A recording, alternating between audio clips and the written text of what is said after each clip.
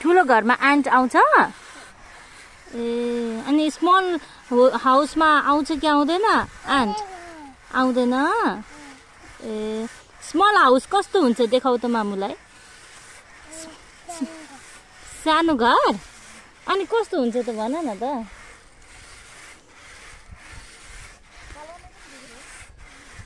देखाउ न हातले त्यस्तो त्यो त अब जान्छ मर्छ जा हुन्छ त्यो त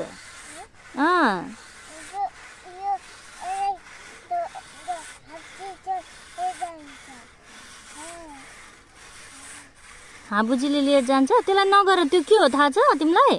त्यो नि गार्लिकको प्लान्ट हो नि त्यहाँबाट गार्लिक फल्छ धेरै बाबुको स्टिक उतै छ त